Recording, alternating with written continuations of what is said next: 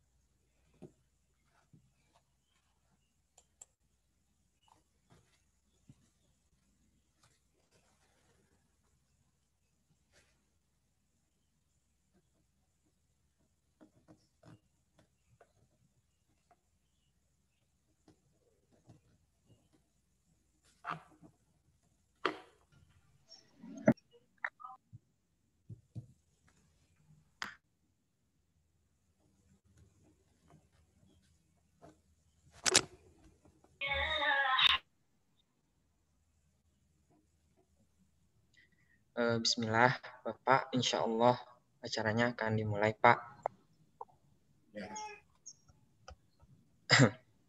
Mari kita mulai ya acaranya karena sudah jam 9. Ya. Bismillahirrahmanirrahim. Assalamualaikum warahmatullahi wabarakatuh. Waalaikumsalam warahmatullahi wabarakatuh. Bismillahirrahmanirrahim. Qabla kullil awal wal akhir ba'da kullil akhir wal awal wal akhir wal zahir wal batin. Ya habi ya ahwa al iman wa hikmatan wali rizkian wa ruzaku kulli musahilan al malikul mulki hadirin wal hadirat abadan adrikni amma ba'd. Pertama, marilah kita panjatkan puji dan syukur kehadirat Allah Subhanahu wa taala yang mana dalam pekanan tutorial ini kita bisa berkumpul dalam keadaan sehat walafiat. Salawat beserta salam semoga tercurah limpahkan ke junjungan kita Habibana wa Nabiyana Muhammad sallallahu alaihi wasallam. Tidak lupa kepada keluarganya, para sahabatnya, para tabiin dan kita selaku umatnya. Semoga kita termasuk umat yang turut terhadap ajarannya. Amin amin ya rabbal alamin. Alhamdulillahirabbil alamin. Kita bertemu lagi dengan pekanan tutorial yang insya Allah sudah memasuki pekanan yang ke-6. Atas nikmat dan rahmat dari Allah Subhanahu wa taala, terutama nikmat hidup ya, supaya kita bisa meningkatkan keimanan dan ketakwaan kita kepada Allah Subhanahu wa taala. Amin. Perkenalkan, nama saya Aditya Nur Ilyasa dari Program Studi Pendidikan Teknik Otomotif 19. Insya Allah akan memimpin jalannya acara dari awal sampai selesai. Sebelum memulai acara, saya ingatkan kepada para peserta atau teman-teman untuk on kamera, mic-nya di-mute untuk meresume materi ketika Bapak pemateri menyampaikan pemateriannya, dan jangan lupa untuk mengisi presensi masuk. Tuh. Mari kita mulai acara ini dengan membaca basmalah bersama-sama. Bismillahirrahmanirrahim. Sebelum ke pematerian, kan sudah tahu ya jargonnya. Mari kita jargon dulu. Jargon. Silahkan di-on dulu mic-nya supaya rame. Kalau saya bilang tutorial, maka kalian cerdas, ikhlas, istiqomah, Allahu Akbar. Itu ya. Bismillahirrahmanirrahim. Tutorial. Cerdas, ikhlas, istiqomah. Allahu Akbar. Sekali lagi ya. Tutorial. Cerdas, istiqomah. Allahu Akbar. Masya Allah. Pada semangat ya. insya Allah dengan semangat itu kita bisa diberikan keberkahan oleh Allah Subhanahu Wa Taala.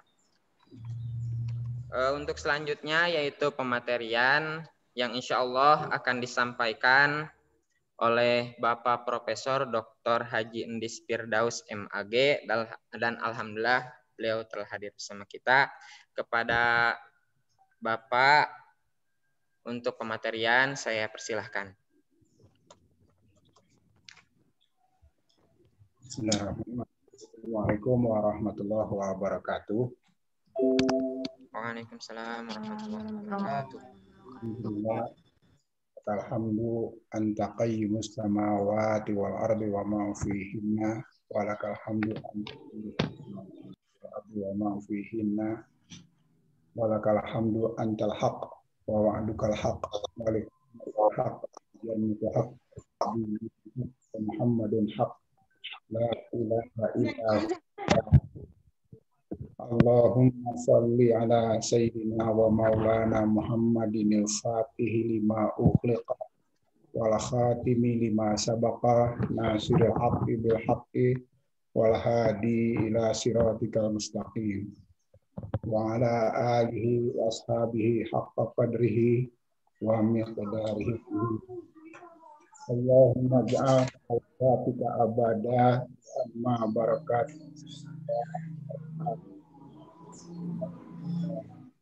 ala asyrafil khalaiqil insaniyah sayyidina Muhammadin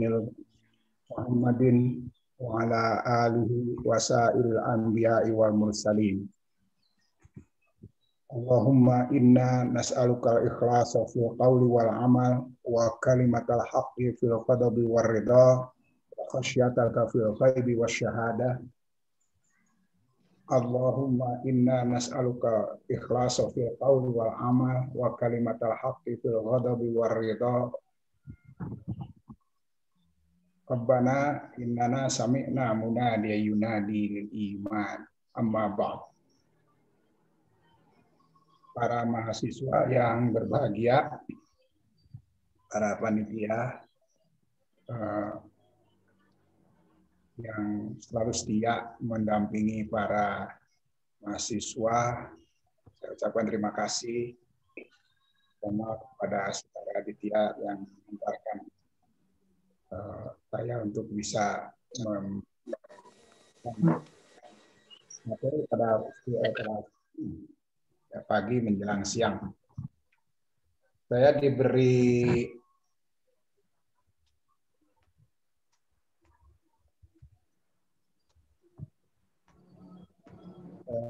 tema gitu ya, akhlak sebagai indikator kesalehan. Ini yang diberikan oleh panitia kepada saya. Tapi saya ingin menyampaikan dulu ini sebagai bahan diskusi kita. Saya ingin Anda lebih banyak diskusi daripada mendengarkan. Karena mendengarkan, apalagi mendengarkan cara tatap maya seperti ini tidak menarik. Bahkan para penyampai itu sudah mati gaya. Bahkan itu gaya kalau sudah ada pada tatap maya seperti ini. Dalam kehidupan juga begitu. Sekarang ini sudah gaya-gaya itu sudah habis. Jadi jangan lagi kita bergaya ya. Akhlak adalah yang menghabisi gaya-gaya itu. Kenapa saya ingin katakan bahwa akhlak itu bukan hanya budi pekerti, bukan hanya perilaku, bahkan bukan hanya juga moral, tetapi lebih jauh dari itu semua. Jauhnya itu seperti ini gambarannya. Karena sistem akhlak dalam akhlak Nabi itu sendiri adalah Al-Quran. Ini sistem akhlak. Ya. Merupakan kesatuan yang tidak terpisah dari Allah sebagai Al-Khaliq sebagai pencipta, maha pencipta. Sang maha pencipta itu Khalik yang membuat makhluk. Yang paling bawah makhluk dan makhlukat diciptakan oleh Al-Khalik. Nah, yang disebut akhlak itu ada di seluruhnya, di tengah, tapi menyeluruh. Karena kalau akhlak kepada Allah, itulah ibadah. Kemudian akhlak bagi manusia, ini yang harus lebih luas, gitu ya. Ada kepada manusia sendiri secara vertikal dan kepada alam semesta, baik itu kehidupan hewani, begitu makhluk-makhluk ini dan alam semesta itu berada pada tataran yang sama yang disebut vertikal dengan manusia yang diciptakan oleh Al-Khaliq. Namanya makhluk, kita namanya makhluk manusia itu. Kalau sudah menjadi makhlukat, itu adalah makhluk semua ciptaan Allah. Aturannya, nah itu realitas sistem nih, kehidupan dan akhirat. Nah, di akhirat itu tetap Allah menjadi Al-Khaliqnya. Di dunia juga Allah menjadi Al-Khaliqnya. Di masa yang lalu yang kita tidak tahu, masa azali itu kita jadi makhluknya. Begitu. Nah itu sangat luas dibandingkan dengan sekedar akhlak itu adalah seperti atau perilaku atau moral. Nah itu dari itu. Nah, karena hubungannya dengan akhlak dan ada khalik dan makhluknya itu. Nah, kemudian saya ingin lihatkan kepada Anda bahwa sistem kebaikan, ya sistem akhlak itu adalah kebaikan ibadah kepada Allah dan prioritas ibadah untuk sesama manusia tentunya. Itu ada pada akhlak itu.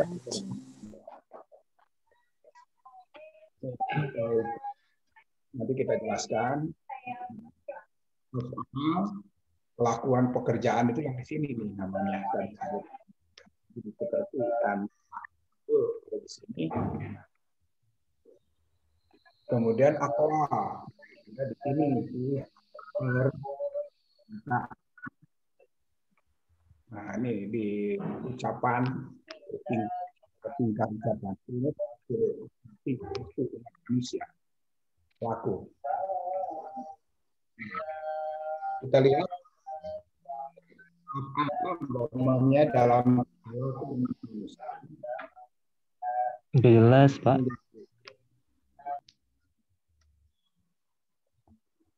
Ada bisa di unmute all gitu. Sudah ya. Asal dengar saya, terdengar saja suara saya cukup untuk sementara ya, karena kita akan diskusi lebih banyak. Perilaku, tingkah laku, budi pekerti manusia yang baik itu sebetulnya amat banyak. Banyak. Saya perlihatkan di sini dalam hubungannya dengan dengan tingkah laku manusia, perbuatan manusia itu bukan hanya kata baik itu dalam bahasa Indonesia cuma kata baik ya. Baik itu akhlak baik. Nah, ini perbuatan baik, budi baik, semuanya jadi baik gitu ya. Tidak ada perbedaan-perbedaannya dengan nah kalau di dalam Al-Qur'an lebih dari 13 macam lah. Saya kemukakan ini ada yang namanya saleh, baik gitu. Ada yang nama jud gitu ya. Itu juga baik.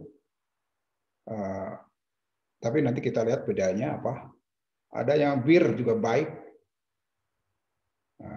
Ada ma'ruf baik juga, ada siddiq baik juga. Nah, ini apa semuanya kok begitu ya? Kalau saleh itu orangnya muslim, salihin gitu, salihun. Nah, nanti orang yang tertinggi dari Zanono. Gedebak, Pak.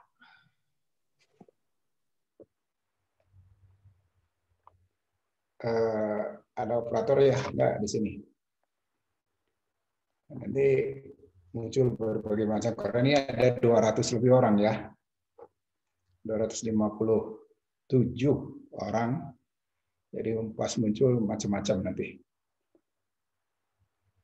Kemudian ya soleh itu saleh gitu. Nanti ya, tadi disebutkan akhlak sebagai indikator kesalehan. Nah, itu mungkin hanya satu bagian kecil saja di sini di balik kesalehan di situ. Kesalehan itu adalah kesalehan yang nanti kita jelaskan sedikit-sedikit ya. Nah, yang paling dekat ya, sebab kesalehan dalam hal tertentu itu hanya ada kebaikan maslahat. Nah, itu saleh itu kan maslahat sama itu. Kebaikan yang berada di tengah masyarakat untuk masyarakat, untuk hubungannya dengan alam. Nah, kalau jud yang kedua ini adalah kebaikan hati, jadi kebaikan nurani, seperti ada kebaikan yang ikhlas, tulus, begitu, lembut. Nah, ke situ. Kemudian albir, kebaikan juga. Nah, ini kebaikan. Tapi albir itu kebaikannya yang kemudian suka disebut mabrur. Nah, kebaikan sosial dan menuju kepada kebaikan antar umat manusia. Karena itu ada yang namanya birrul walidain, umpamanya kebaikan kepada orang tua. Ada juga yang namanya kebaikan sosial ini adalah bukan laisal bir.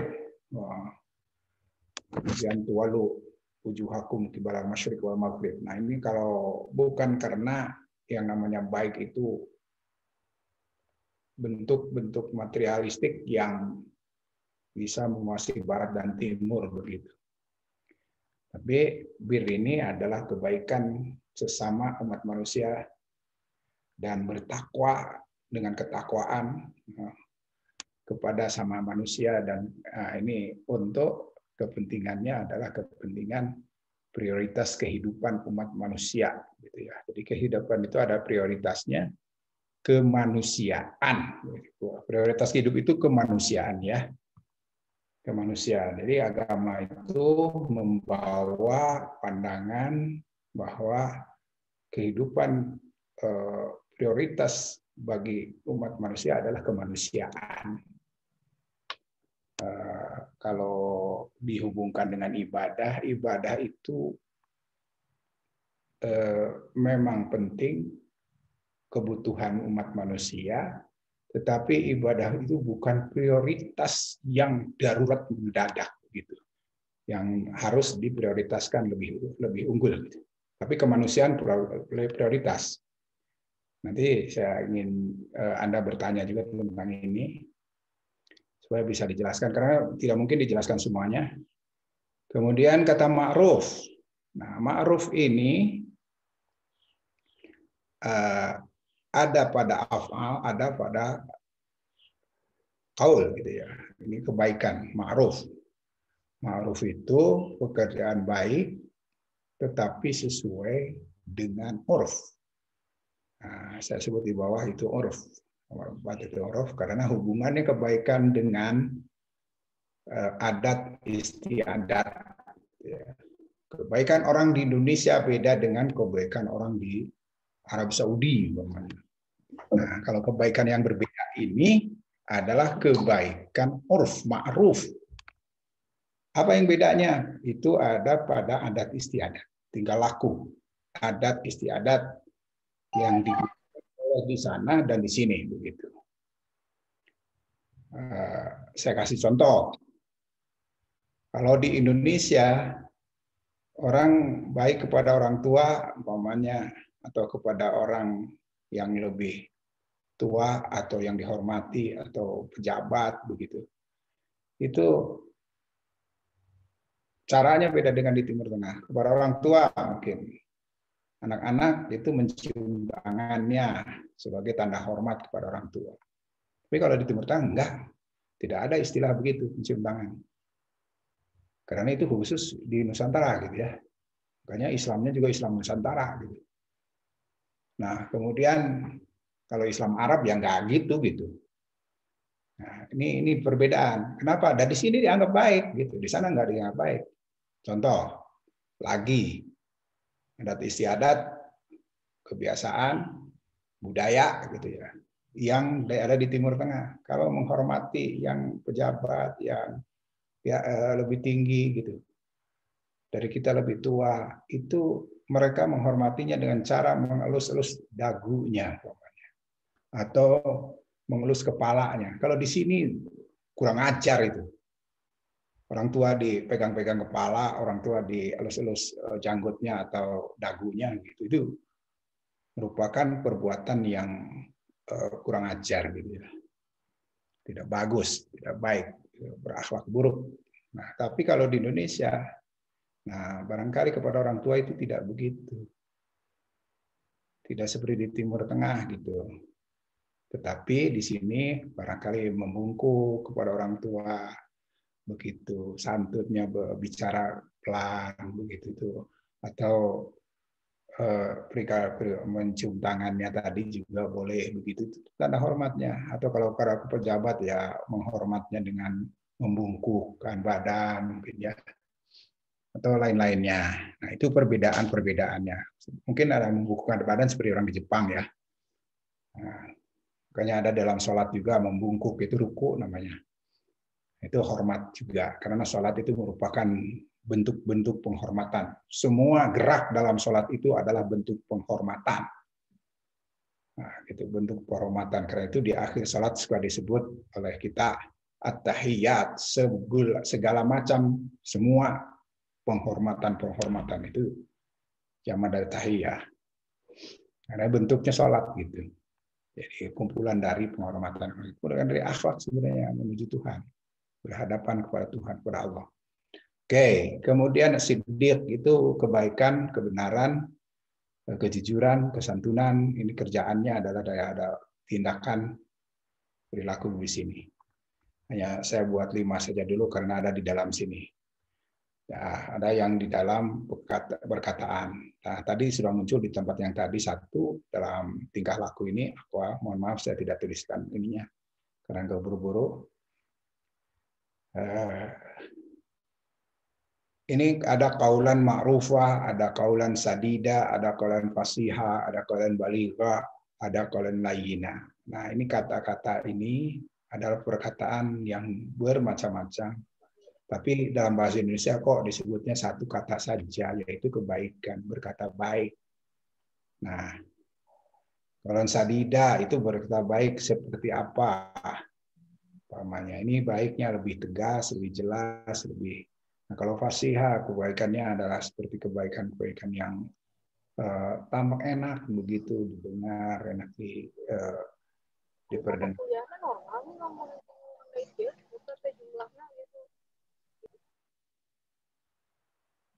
Kalau layyina karena kata-kata yang lembut begitu dan seterusnya. Balik itu yang cocok lah gitu ya. Kalau balik itu yang cocok sesuai dengan barangkali ada umur, ada usia, ada apa, ada pangkat, ada golongan segala macam, ada tingkat sosial gitu, ada kepada balik namanya. Dan Nabi selalu mencapai arah sana karena Nabi digelari arah balik gitu ya, punya sifatnya balik.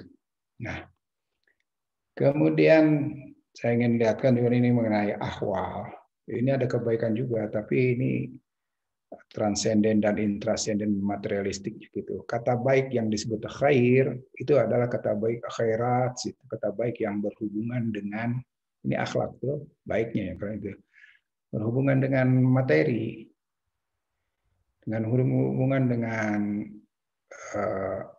masalah-masalah duniawi gitu.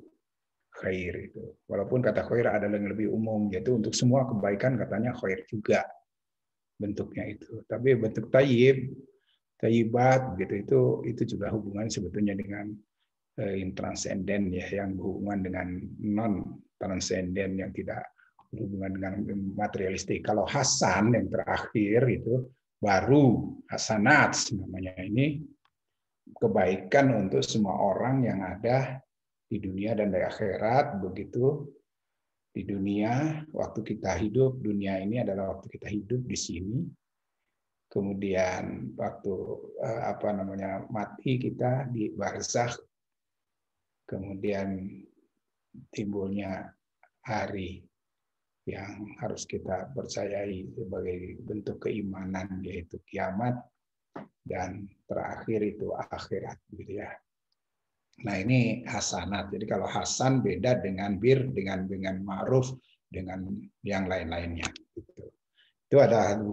Nah, sehingga indikator kesalehan itu sebetulnya pada akhlak yang bermakna luas. Gitu. Kesalehan itu bukan hanya saleh dalam arti maslahat duniawi saja, gitu ya.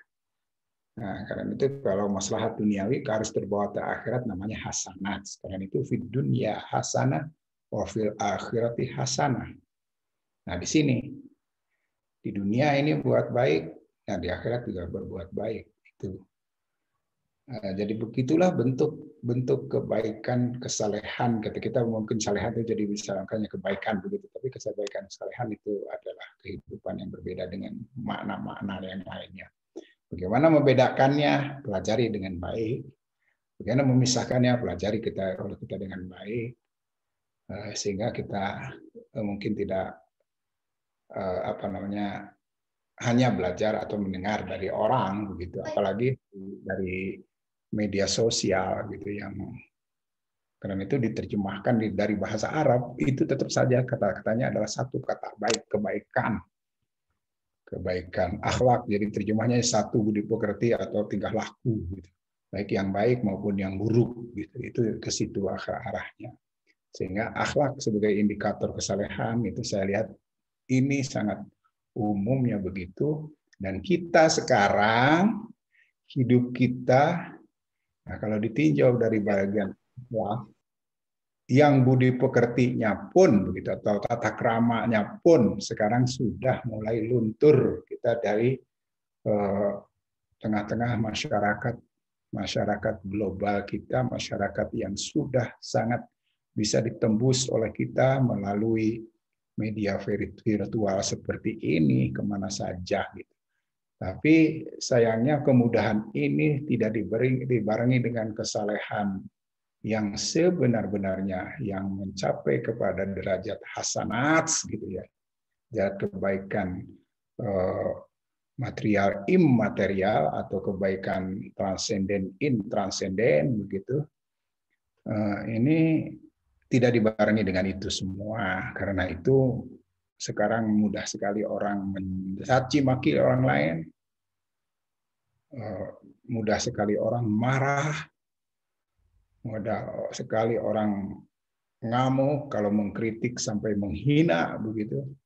Bukan mengkritik untuk kebaikan dan sama-sama menjadi baik, tetapi untuk mengalahkan orang begitu. Itu sekarang sudah timbul hal-hal yang seperti ini. Mungkin ini beratnya hidup di masa kita memiliki masa teknologi informasi sekarang ini, dan ini ujian berat bagi kita.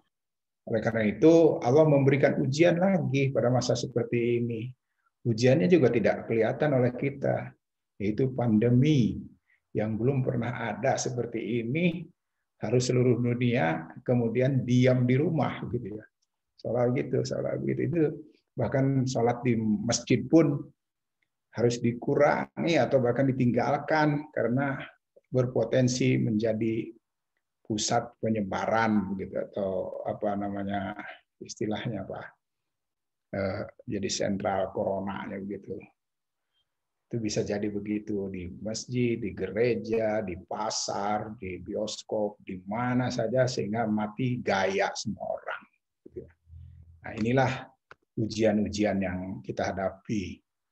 Dan itu bentuknya adalah bentuk disrupsi. Ini adalah tantangan yang tidak pernah terjadi sebelumnya, tapi mengagetkan kita semua dan merubah hidup kita semua. Itulah yang disebut, dan sudah beberapa dekade ini ada istilah disrupsi, gitu ya.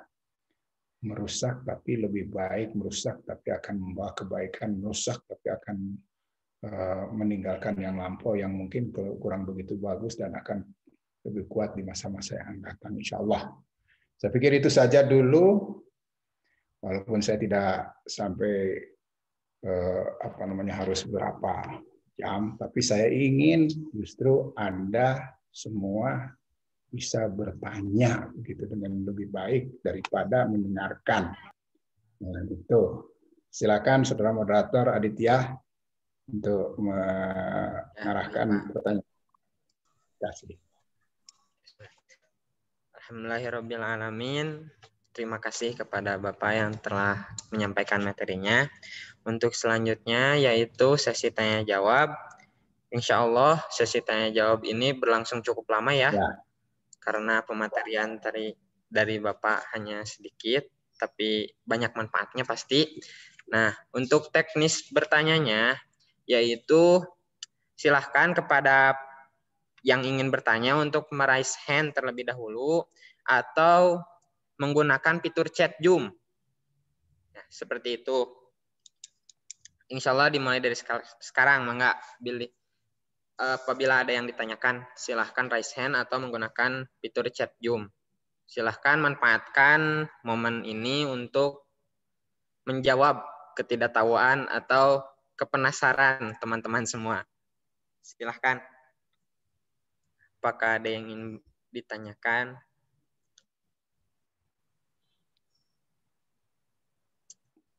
Aduh. Silahkan, teman-teman. Kepada Aryo Bagas Pamungkas, mangga. Cek. Assalamualaikum. Kedengaran? Kedengaran, mangga. Baik Pak, mau bertanya. Saya Aryo Bagas Pamungkas dari jurusan Ilmu Komputer. Kalau berbicara tentang akhlak, itu kan kita wajib mengikuti akhlak dari manusia paling hebat ya, paling berakhlak, yaitu Nabi Muhammad SAW. Nah, ketika Nabi ada memberitahu kepada kita bahwa imam ketika sholat itu kan yang paling diutamakan yaitu yang pertama hafalannya, yang paling banyak hafalannya. Kalau sama-sama hafalannya banyak, lalu syarat kedua itu yang paling pertama kenal Islam dan seterusnya gitu Pak. Nah, tapi kalau di Indonesia itu kan sepertinya kurang etis, dianggap masyarakat Indonesia itu kurang etis kalau yang mengimami itu lebih muda daripada yang diimami, yang menjadi makmum. Nah, itu gimana Pak? Menurut Bapak, apakah kita harus tetap sesuai syariat kalau kita sudah hafiz gitu kan, sudah hafal banyak surat, sudah hafal Quran, dan kita mengimami orang yang lebih tua yang hafalannya lebih sedikit daripada kita Pak? Sedangkan di Indonesia itu budayanya kita harus menuakan yang lebih tua gitu Pak. Oke. Soalnya seperti itu Pak pertanyaannya. Ya, oke. Sudah. Ya, saya kira gimana ini cara ininya, saudara? Mau dijawab langsung atau ditampung dulu, Bapak? Langsung saja lah, boleh. Langsung saja. Biar ya, mangga Bapak. Mangga. Saudara Aryo, ya memang di kita ada perilaku yang berbeda, mungkin yang berkembang juga berbeda. Bahkan mungkin banyak juga yang merasa lebih hebat begitu dari orang lain. Itu yang paling buruk ya. Merasa lebih hebat, lebih bagus, kemudian bisa sepertinya kalau jadi imam hebat begitu. Kalau jadi penceramah hebat begitu. Walaupun tidak ada ilmunya juga begitu. Baru saja orang barangkali tahu ilmunya dari YouTube begitu, kemudian jadi penceramah gitu. Jadi asal dia bisa menghibur orang, bisa bicara dengan baik begitu, jadi bisa jadi ustadz. Nah itu sekarang banyak ustadz itu begitu, mungkin juga kiai gitu, tapi tidak belajar secara baik dari Al-Quran dan kehidupan Nabi semua gitu, para nabi, para rasul begitu. Itu banyak yang tidak belajar dengan baik, tetapi belajar sedikit, kemudian alasannya memang menggunakan ayat Al-Quran juga gitu ya, menggunakan hadis kata mereka, karena mereka baru baca hadisnya itu, balighu anni walau ayah gitu ya, sampaikanlah walaupun satu ayat begitu. Nah dulu itu kata-kata ayat itu karena ayatnya turunnya sedikit-sedikit, jadi dan balighu itu disampaikan itu disampaikan kepada orang lain dengan cara transmisi, artinya omongkan sajalah itu, ayat itu sudah kepada yang lain. Nah sekarang kan istilahnya kemudian menjadi pematwa gitu ya, pematwa. Ini bukan hanya sekarang sebetulnya di Indonesia kita tahu ini, karena dari dulu juga saya di mahasiswa dulu, kalau waktu di kampung saya nggak ada orang di kampung saya itu nggak ada orang yang mau jadi imam kecuali kiainya gitu, kiainya. Kemudian yang lain itu pasti nunggu kiai, walaupun sambil menunggu-nunggu dengan salawatan begitu ya, dengan pujian begitu, bernyanyi gitu, nunggu aja kiainya datang. Nah, itu karena kiai atau imam juga, khotib juga hanya satu saja kiai itu di satu kampung, satu kota gitu ya. Kalau 1, 2, 3 ada gitu, tapi nggak pernah ada yang lain gitu. Nah sekarang ini ingin begitu. Waktu saya kagetnya itu waktu saya ke kampus, waktu saya masuk jadi mahasiswa di kampus, karena saya orang kampung, nah masuknya masjid saya itu yang pertama kali, sebelum cari apa-apa ya masuk ke masjid dulu. Sebab tempat istirahat pertama kali bawa barang untuk bawa tas begitu untuk tinggal di kota ya, di masjid dulu istirahatnya gitu. Nah, kebetulan Masjid UPI kan dekat terminal gitu ya, dekat terminal Ledeng. Dan dulu memang masjidnya di situ di sebelah utara, yang sekarang dekat museum. Nah di situ, jadi saya ke situ. Nah, kemudian karena saya melihat ada kegiatan, saya kemudian ikut-ikutan kegiatan-kegiatan yang ada. Akhirnya saya tinggal di masjid akhirnya gitu. Setelah kurang lebih 6 bulanan gitu saya tinggal di masjid. Nah ini waktu di masjid itu jadi muazin, tapi kok imamnya banyak sekali itu ya. Saya lihat imamnya banyak sekali, pun berebut juga kalau tidak ada imam yang dosen. Nah ini saya bilang kok aneh gitu, saling berebut. Jadi seolah-olah paling terhormat dengan merebut imam orang gitu ya. Padahal ya istilahnya dalam bahasa saya belajar dari sejak kecil itu belajar agama ya.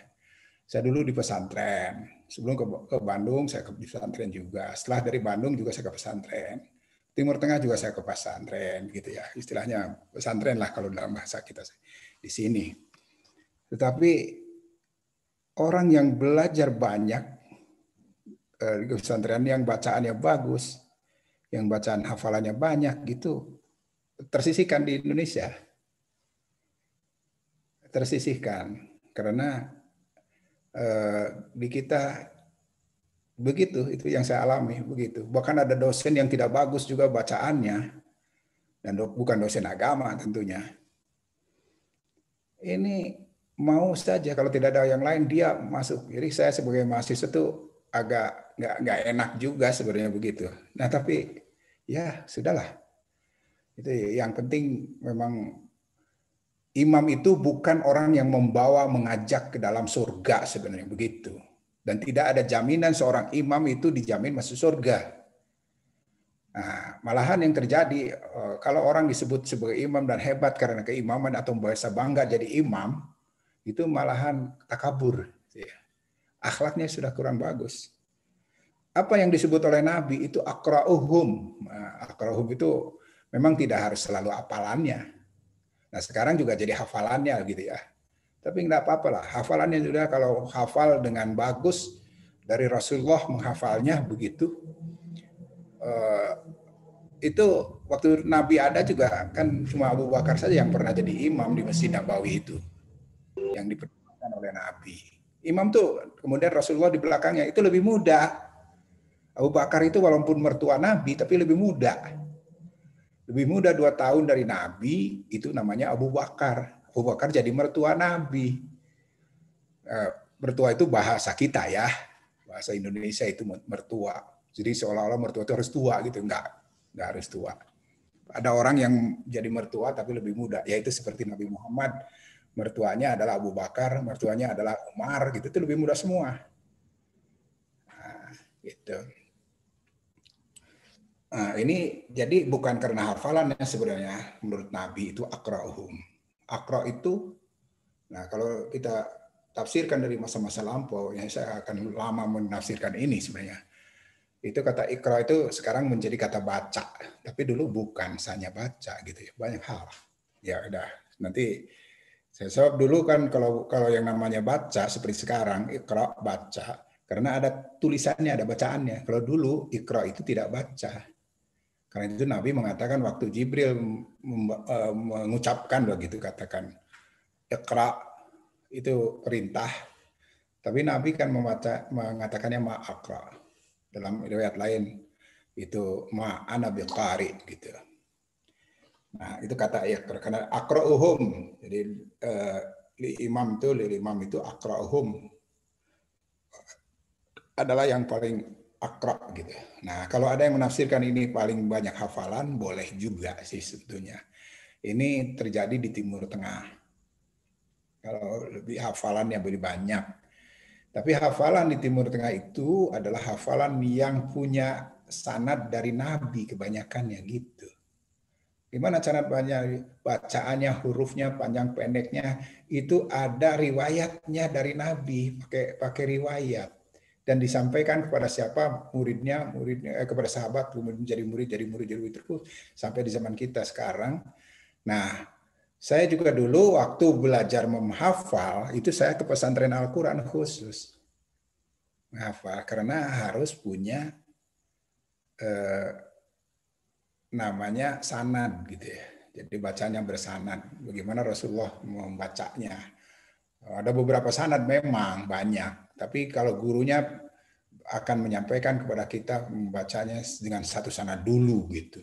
Nah sekarang ini banyak orang membaca Al-Quran itu dengan menghafal Qurannya juga otodidak, artinya setelah bisa tajwid gitu, udah bahkan ada yang tidak bisa tajwid kemudian menghafal, jadi kacau tulis bacaannya dan bisa banyak. Saya banyak mendapatkan di kita di Bandung ya, ini di kota Bandung, orang tua-tua itu bacaannya banyak sih, hafalannya banyak, tapi amburadul bacaannya, panjang pendeknya, tajwidnya itu makhrajnya tidak benar semua, banyak yang tidak benar. Tapi dengan gayanya saja dia mereka mau, dan orang tua ya bagi makmumnya yang seperti saya rasanya susah ya, karena saya jadi tidak nyaman gitu ya. Memang begitu, kalau yang lain juga tidak nyaman.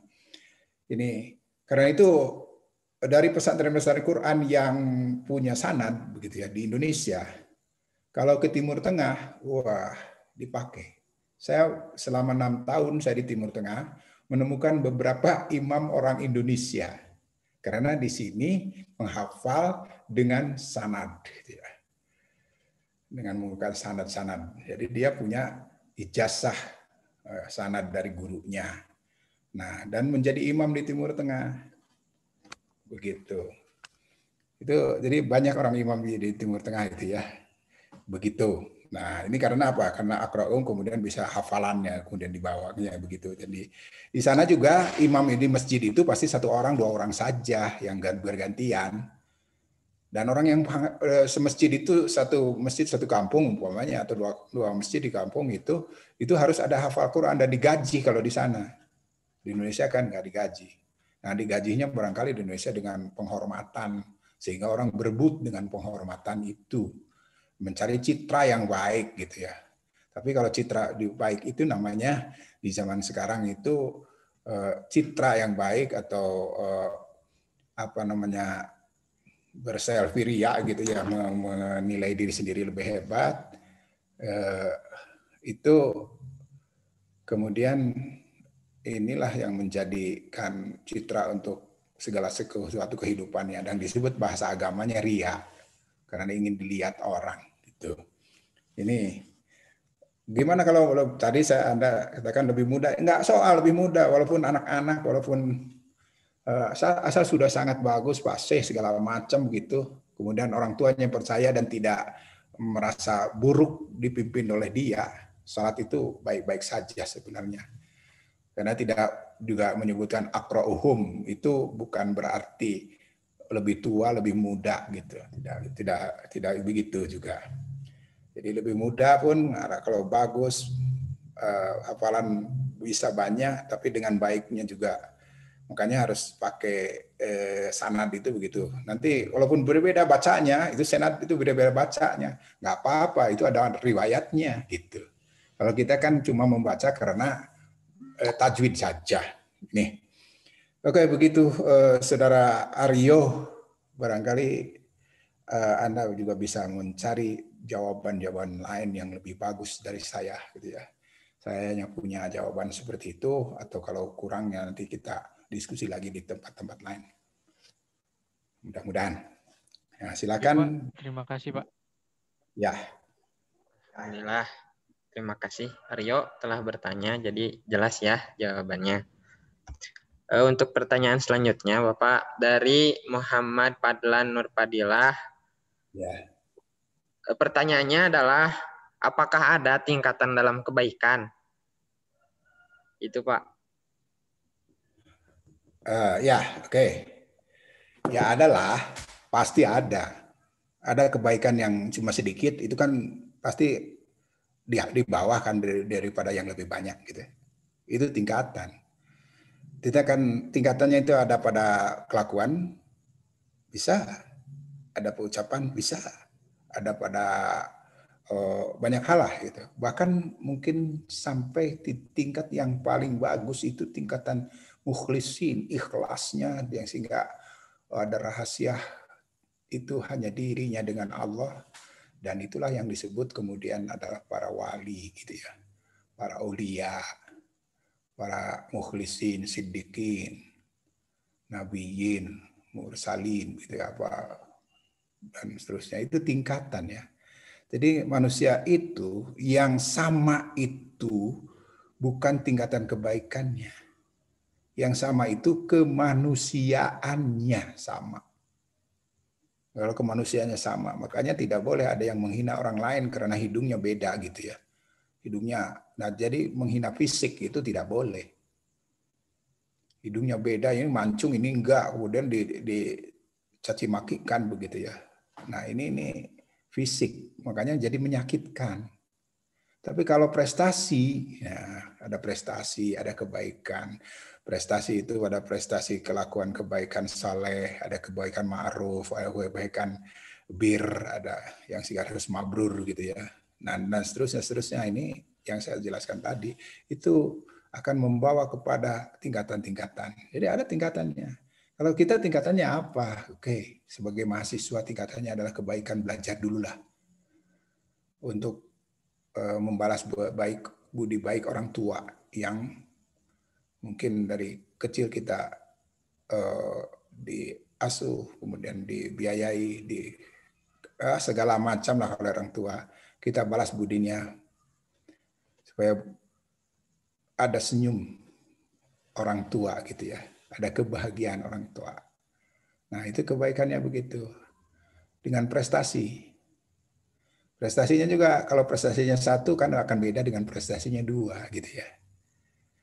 Sudah bisa jadi mahasiswa itu 1 prestasi. Sudah jadi mahasiswa dapat beasiswa prestasi lagi. Dapat beasiswa juga kemudian dapat juara begitu prestasi lagi, sehingga dilihatkan pada orang tua. Begitu juga ibadah gitu ya. Ibadahnya juga begitu. Santun kepada orang tua akan beda dengan yang tidak santun. Nah, itu ada kebaikan. Santunnya yang nilainya A gitu. Ada yang situnya B, C gitu dan seterusnya. Ini juga kebaikan yang berbeda-beda. Jadi ada tingkatan-tingkatan. Nah, di Muhammad Fadlan ya, yang Fadlan, wah yang itu bagus namanya. Itu yang utama ya. Yang utama itu ada yang keutamaannya yang prioritas yang baik gitu ya. Nah, ini yang fudul gitu ya, berlebih gitu ya, yang Fadlan. Nah, itu lebih di atasnya. Gitu. Jadi kita harus meningkatkan setiap hari untuk lebih baik. Lebih baik, lebih baik, lebih baik. Terus itu adalah tingkatan-tingkatan kita. Kalau belajar, semakin banyak belajar, semakin banyak kebaikan, semakin banyak itu sedang naik tingkat derajat itu naik.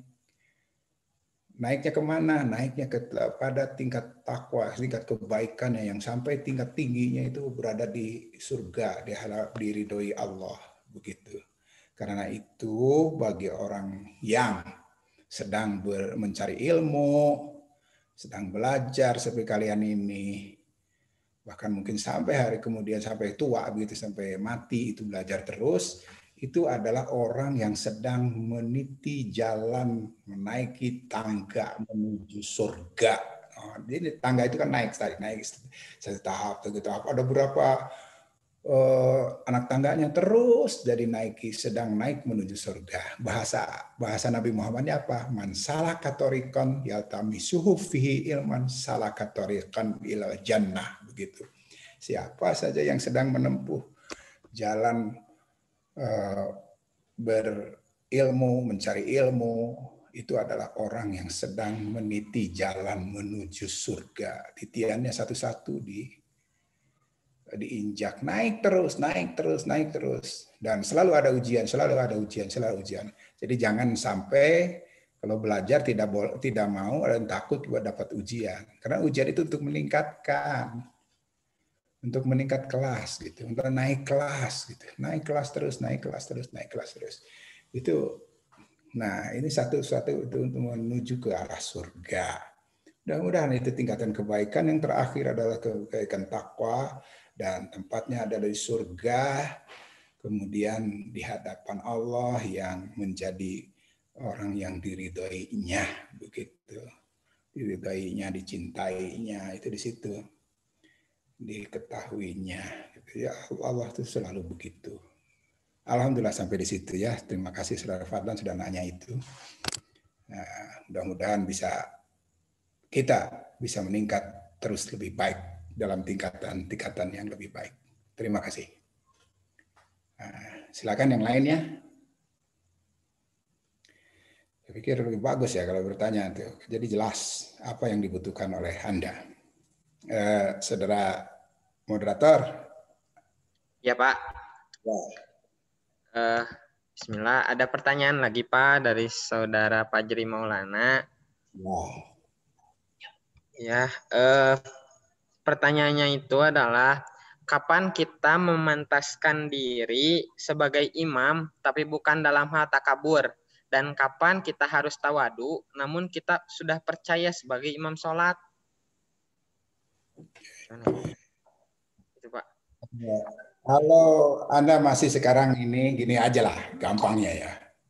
Kesan itu akan terus terjadi di tengah kehidupan kita ya. Mungkin tidak ada orang lain, harus kita jangan jadi imam. Begitu. Harus kita jadi baik laki-laki mau perempuan bisa begitu. Jadi Saudara Fajri, mulailah dengan kemampuan kita. Kalau di antara kita ini ya katakan 2-3 orang kita gitu ya, teman sekelas gitu ya. Anda mungkin belum ketemu dengan teman sekelas yang lain. Saya nggak tahu ya. Di prodi Anda ini kan PAI ya. Ini belum kayaknya masih mahasiswa baru dan masih di kampung. Bisa jadi gitu. Tapi kalau nanti sudah ketemu dengan kawan-kawan dan Anda juga sekarang dididik untuk diajari baca Qur'annya saja, baca Qur'annya harus seperti apa dulu gitu. Kapan kita mulainya? Nah sekarang juga mulai. Kalau ada yang belum bisa sama sekali, saya sudah bisa. Belum hafal sama sekali, saya sudah hafal. Atau dia lebih hafal dari aku gitu. Itu terus jalan. Kalau ada 2 orang saja itu ya. Ada 2 orang saja berjalan bersama atau berada di rumah gitu ya. Siapa yang lebih bagus? Nah itu, siapa yang lebih bagus, yang lebih ini. Nanti ada, kalau pakai buku Iqra barangkali begitu ya. Ini ada Iqra 1, Iqra 2 sampai Iqra 6 gitu ya. Kemudian yang sudah lulus Iqra 6, oke boleh gitu ya. Ini sudah bagus. Gitu. Kemudian sudah gitu, sudah baca Al-Qur'annya sudah lebih banyak, sudah tamat 1 kali gitu. Ada yang belum tamat atau bacaannya juga belum bagus, nggak dengar. Karena itu makanya itu jangan berebut. Makanya orang-orang dulu itu selalu saling persilahkan. Kalaupun terjadi ternyata yang disilahkan itu lebih buruk, ya diterima saja karena itu belum tahu gitu ya. Kalau sudah tahu sebetulnya itu dia yang harus duluan gitu. Kalau sudah teman-teman kita ini ada yang lebih tahu, di tes bakinya saja sudah TM umpamanya. Nah, mungkin itu yang tingkatnya TM begitu ya. Barangkali kalau teman bersama-sama tahu gitu. Ini atau yang tingkat mahir itu dia sudah dapat tingkat mahir. Sudah tingkat mahir lagi naik lagi dia itu sudah bukan hanya tingkat mahir, tapi sudah dengan qiraatnya gitu dan seterusnya. Oh, bukan hanya itu, dia pernah pesantren dan dia hafal sekali, bukan hafal saja, dia paham dengan bahasa Arabnya gitu. Itu terus gitu. Nah, kalau kita belum sampai secara itu, makanya secara akhlak mulia, menurut akhlak yang mulia, lebih baik menyerahkan kepada yang lain. Ya, kalau tidak bisa sama sekali tidak kelihatan, ya dari umur kan kelihatan. Maka umur, insya Allah umur lebih banyak belajar. Begitu aja. Jadi baiknya itu berbaik sangka dulu. Tapi kalau jelas ternyata umpamanya sholatnya maghrib atau isya jadi buruk gitu, wah dia kok jadi nggak enak gitu bacanya. Ya terima saja dulu. Mintakanlah ampun kepada Allah, kemudian mudah-mudahan dia mau belajar lagi yang kurang bagus. Gitu ya. Saya juga suka begitu. Tapi kalau sudah tua bagaimana? Ya mudah-mudahan ya diampuni Allah walaupun sudah tua. Karena kita melihat karena ketuaannya aja gitu. Mudah-mudahan dia dimaafkan oleh Allah dengan kesalahan-kesalahannya itu gitu. Karena kita yang milih gitu ya. Makanya gitu, lebih baik gitu. Nah, jadi kapanpun sebetulnya bisa ya kita. Ya itu yang tidak sombong gitu. Ada yang sombong kan baru apa udah maju lah, harus saya gitu, sombong gitu. Harus saya. Nah, gitu ya. Nah, pasti saya lebih bagus karena saya sudah pesantren pokoknya. Belum tentu itu lah. Wah, pasti saya lebih bagus karena saya profesor. Belum tentu.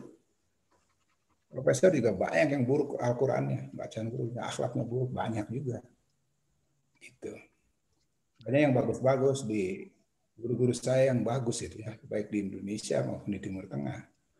Kiai-kiai saya itu selalu tawadhu ya, tawadhunya itu selalu mempersilahkan orang lain gitu. Kadang-kadang tamunya selalu jadi imam di masjidnya itu gitu ya. Nggak apa gitu, ya kan tawadhu begitu. Dan kalau sama-sama tawadhu pasti dia nggak mau juga kalau melihat yang tuan rumahnya lebih bagus gitu, atau nggak mau diimami oleh apa namanya jadi imam tuan rumah begitu, bisa saja terjadi. Jadi prasangkanya harus baik terus baik. Insya Allah dengan prasangka baik kita senyum terus dan bahagia terus. Mudah-mudahan itu yang diterima oleh Allah Subhanahu Wa Taala. Ya, makasih. Pak Ajri, makasih ya. Ya, kembali. Bapak mungkin pertanyaan terakhir Pak ini Pak. Ya. Bismillahirrahmanirrahim. Oh, ini pertanyaan pertama.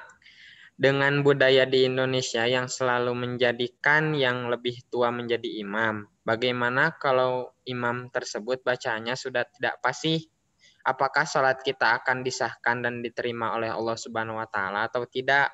Terus, apabila ada ayat yang salah, apakah kita harus meninggalkan dan mengganti sholat itu secara munfarid atau lanjutkan berjamaah dengan bacaan imam yang kurang fasih? Itu Pak pertanyaannya dari Agung Mulyana Pak, dari Ikorbe. Saudara Agung, ya ini memang seringkali terjadi di kita ya, tentang imaman ini gitu ya. Tapi saya bilang seperti tadi, akhlak dulu dahulukan, prioritaskan akhlak mulia gitu ya. Akhlak mulia itu di mana? Walaupun kemudian terjadi dengan akhlak mulia karena dia melihatnya tua, tapi kemudian begitu terima saja dulu, tapi doakan dia supaya lebih baik. Kayaknya bagus itu. Kayaknya bagus. Dan kita pernah punya menteri agama juga tapi tidak pernah mau jadi imam. Mungkin seperti menteri agama sekarang juga bisa jadi begitu. Jadi imam karena tentara gitu, bisa jadi gitu kan. Padahal dia sebenarnya menteri agama namanya, gitu ya. Menteri agama Islam, ya bukan agama Islam sih, agama lain-lain juga. Nah, karena itu tidak harus kiai.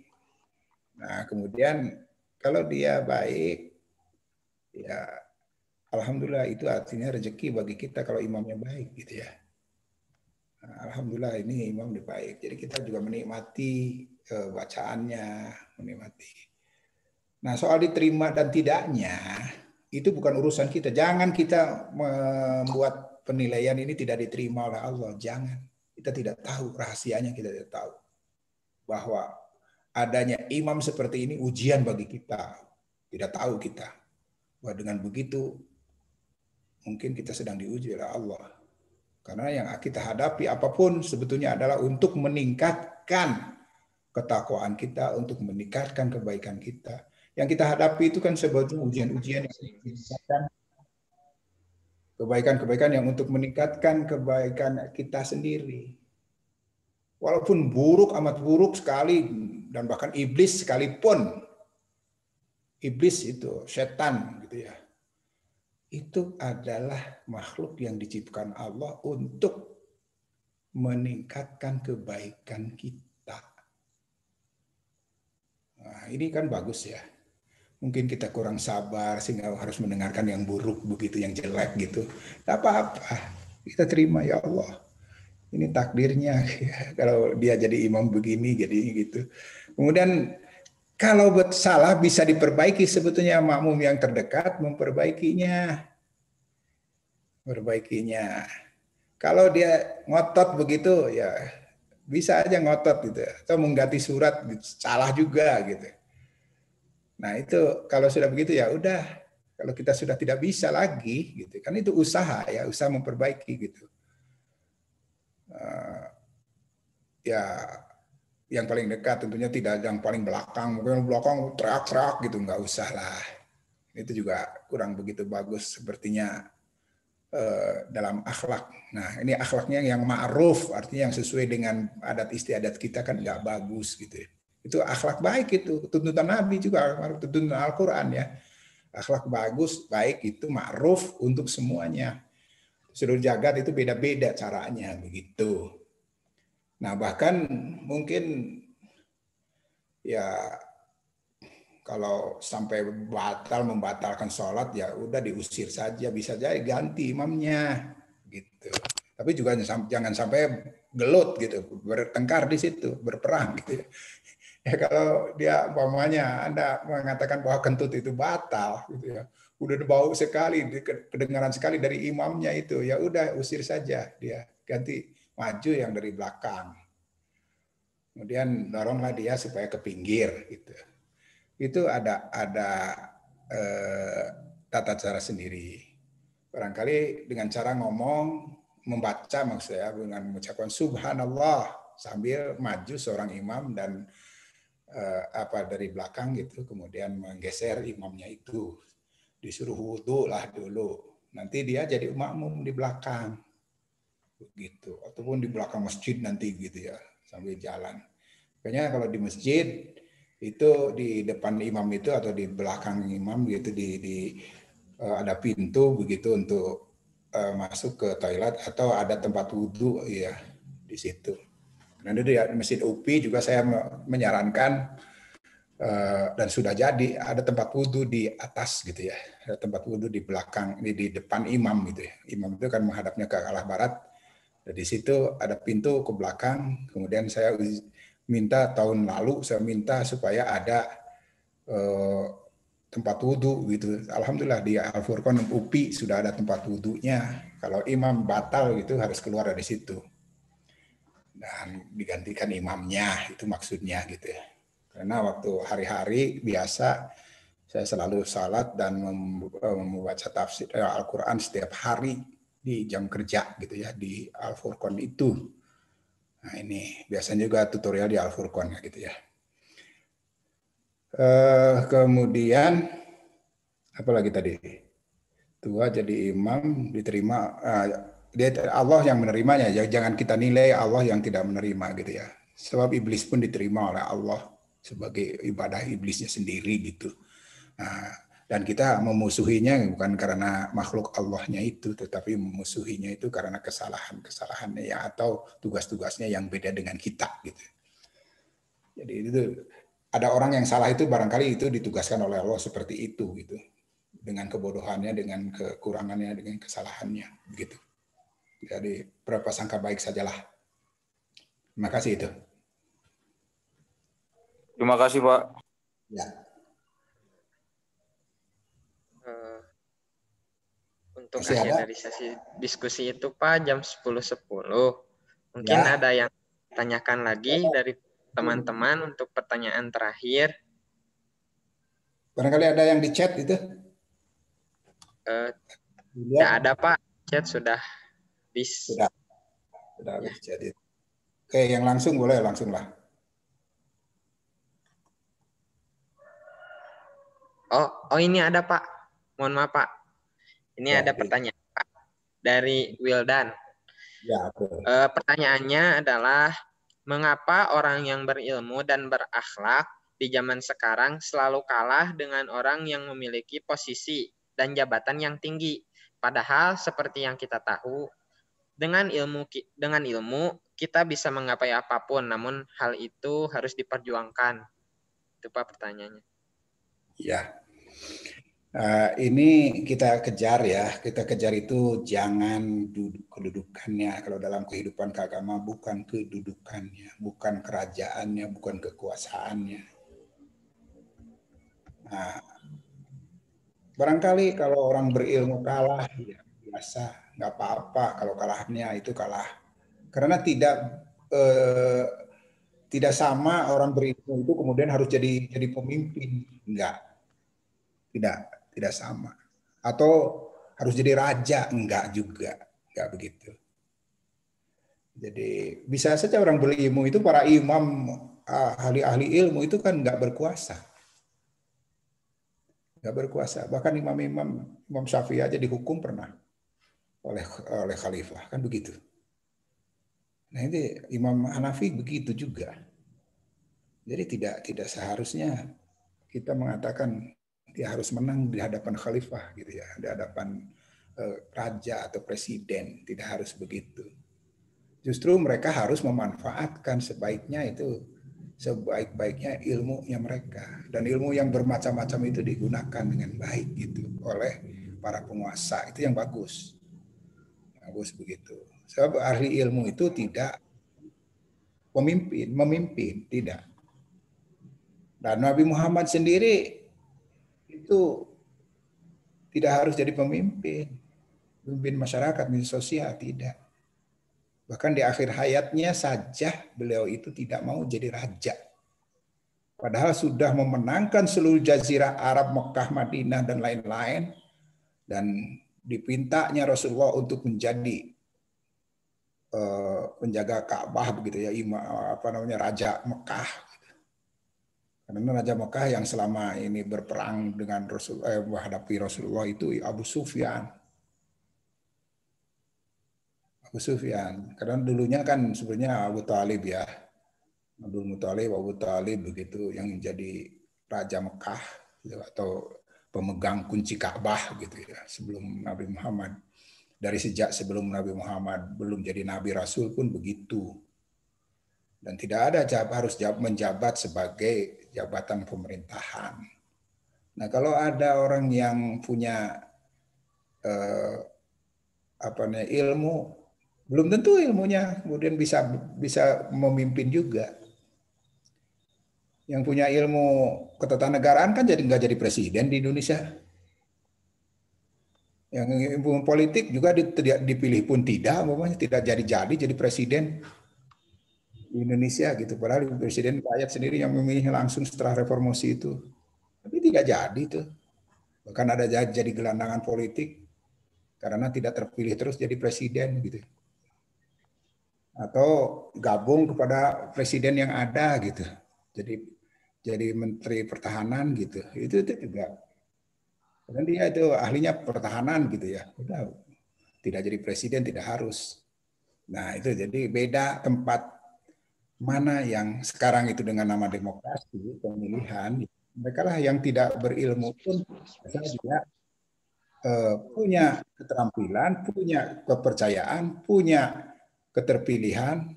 Nah, itu punya keterpilihan ya dari rakyatnya gitu, dari rakyatnya. Dan setelah jadi, ya taatilah mereka atau kritiklah kalau punya kesalahannya, luruskan, jangan cuma dicaci maki kemudian harus diturunkan, bukan begitu caranya. Tapi boleh dikritik, boleh ini, tapi beri jalanlah dia. Beri jalanlah sampai nanti sesuai dengan undang-undang yang disepakati bahwa mereka yang memimpin itu 2 presiden dan wakil presiden Indonesia sampai akhirnya nanti tahun 2024. Begitu. Nanti baru selesai.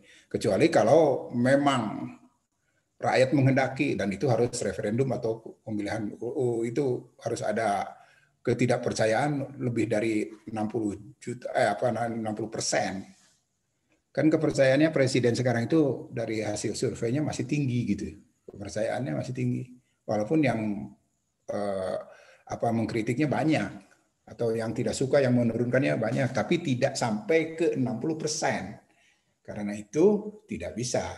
Itu menurut ilmunya, dan ilmunya yang mengatakan, makanya ada orang berilmu di survei, ada yang berilmu di kehakiman, ada yang berilmu di mana gitu ya. Semuanya karena ilmunya. Jadi yang berilmu belum tentu, atau lebih lagi ya berakhlak juga begitu, sama. Berakhlak, berilmu berakhlak yang lebih bagus, tapi tidak harus selalu memimpin mereka. Mungkin tingkat elektabilitasnya, ini elektabilitas istilahnya, tingkat keterpilihannya, elektabilitas itu kurang bagi ilmuwan. Gitu. Kalau harus begitu ya profesor yang memimpin Indonesia ini. Tapi profesor yang pernah memimpin itu juga cuma sebentar kita dipercayanya, atau mungkin karena dulu DPR yang menurunkannya gitu ya. Jadi Presiden Habibie cuma sebentar. Kiai seperti Gus Dur cuma sebentar juga. Kiai itu yang mungkin bisa jadi imam, bisa jadi ini, itu adalah kiai ya. Kiai Gus Dur ya, Abdurrahman Wahid gitu ya. Itu sudah pernah lah gitu. Ini pernah walaupun sempat diturunkan lagi. Nah, ini dia saya pikir itu ini masih ada waktu nggak? Sampai 20 apa sampai 10? Silakan. Sampai 10 Pak, alhamdulillah sudah. Alhamdulillah, terima kasih. Ya, mohon maaf yang besarnya. Mari kita berdoa kebaikan kita semua. Rabbana innana sami'na munadiyan yunadi lil iman ana aminu bikum fa amanna rabbana faghfir lana dzunubana wa kaffir 'anna sayyi'atina wa tawaffana ma'al abrar. Rabbana atina ma wa'adtana ala rusulik wa la tukhzina yaumal qiyamah innaka la tukhzil mi'ad. Rabbana atina fid dunya hasanah wa fil akhirati hasanah wa qina adzabannar walhamdulillahi rabbil alamin. Amin ya rabbal alamin. Sekali lagi saya mohon maaf. Wassalamualaikum warahmatullahi wabarakatuh. Waalaikumsalam warahmatullahi wabarakatuh. Baik, terima kasih kepada Bapak Profesor Dr. Haji Indis Firdaus MAG yang telah menyampaikan materinya dan menjawab semua pertanyaan dari teman-teman. Semoga apa yang telah disampaikan oleh beliau bisa bermanfaat bagi kita semua dan bisa diaplikasikan dalam kehidupan sehari-hari. Nah, alhamdulillahirrabbilalamin. Oh, gimana Pak? Mengapa enggak? Terima kasih.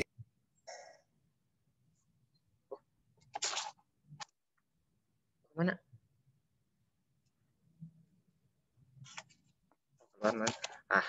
Alhamdulillahirrabbilalamin.